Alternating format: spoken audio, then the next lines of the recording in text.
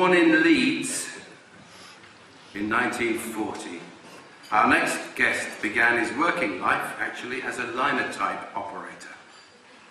This highly skilled type compositing job gave him the digital dexterity he later used to stunning effect on the piano and the organ.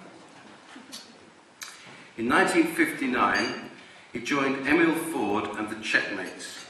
It was after Emil left the band, the original Checkmates developed into Britain's premier rock show band, and his career began to take shape.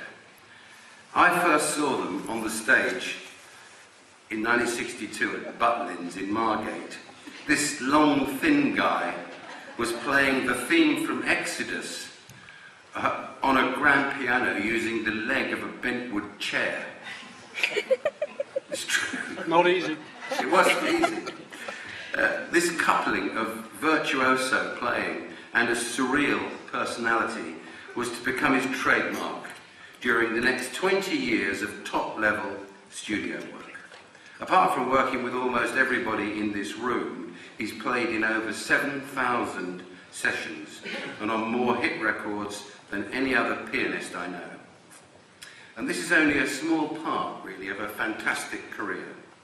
As a composer, he's written hundreds of TV and film themes, including Silent Witness, for which he won an Ivor Novello Award, the BAFTA-nominated Love Hurts, the Channel 4 news theme, and of course, the biggest of them all, Countdown.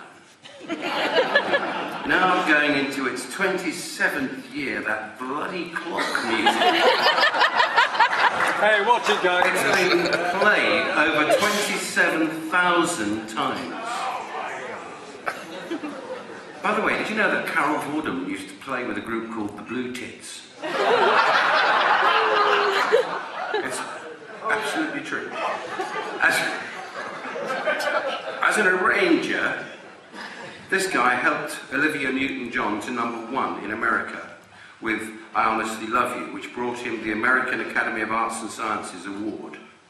Now a fellow of the Leeds College of Music, he's created a foundation to help underprivileged music students and support young composers through their studies, especially at the National Film and Television School. I'm absolutely thrilled that he's here today. Please welcome the incomparable Alan Hawkshaw.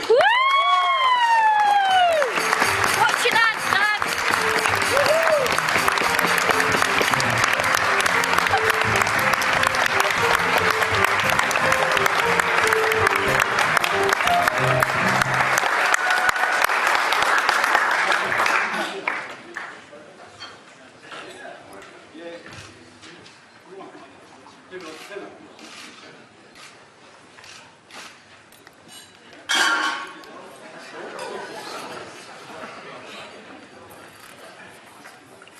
Brian, indeed one of our best jazz piano players ever in this country.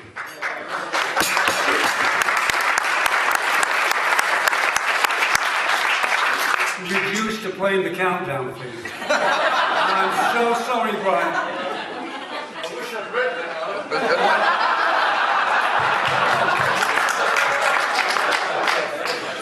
As a matter of fact, Brian did once ask me, he said, that thing must have been a nice little earner. I said, yeah, 27 years, twice a day. But people forget, it took me nearly an hour to write that.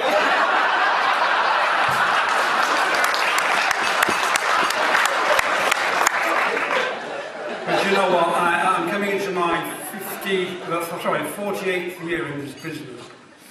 And, gosh, I think of all the opportunities that I've had. Things just happen in this business, and sometimes you don't know what's going to happen with them. Like the countdown theme, I actually turned it down to begin with.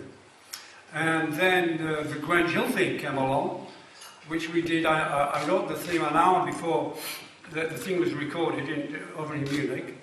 And then, but the biggest mistake I ever made was in the early 60s, when all the groups, I had long hair in them days, and all the groups used to work in Hamburg, we all did the Star Club or the Top 10 Club.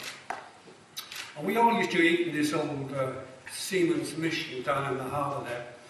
And one of the groups there was the Beatles. So there used to be all the other groups there, the Stones coming in from time to time, and we'd sit there and have, you know, it was brunch really. By the time we all got up, it was lunchtime. And I always remember, if I may name drop, John Lennon actually did ask me, because we'd been on TV a lot with Emil Ford. He did actually ask me, quite seriously, Al, he said, what's it like to be on television? I haven't a clue what I said to him, I can't even remember. But I missed a golden opportunity. What I should have said to him was, if you want to get on TV, you need a keyboard player.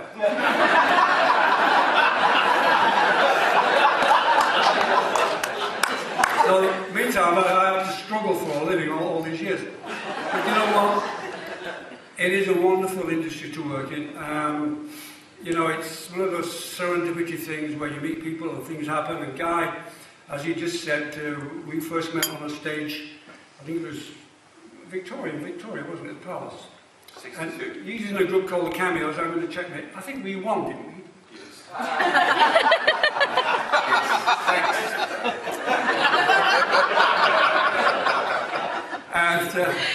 And one thing led to another. He introduced me to various people.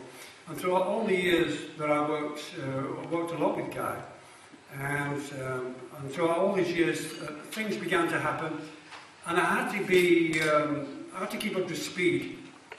You know, with all the different styles of music that we had to play on sessions. And I did this. I got right from, you know, the classical stuff, film stuff, through to punk rock even. But last year I realised I was losing it when I had an email from a clearance lawyer in America wanting to get clearance on an old piece of music of mine written 30 years ago for Hank Marvin. And he wanted this rap artist to put a thing on it. And it was a very good deal. So I thought, I better find out who this guy is. So I called my daughter, Kirsty. She's over it. I said, have you heard of a guy called Jay-Z? It's so true. She says, that's Jay-Z, you idiot. And in fact, he did the thing, and it came out. It was the #1 track on the album. And it got to #1. I'm absolutely delighted. And that's what I like about this industry. It's so unpredictable. But, ladies and gentlemen, Guy, Basker, and everybody here, I'm so grateful for this award. It's very touching. I have an ego like everybody else, and I appreciate it. Thank you very much indeed.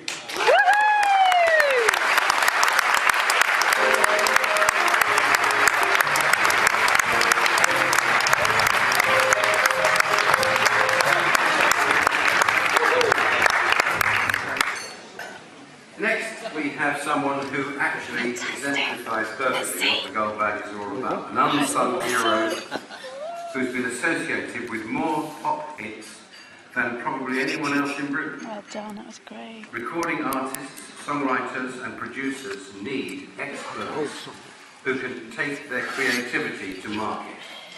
This is such a man. He learned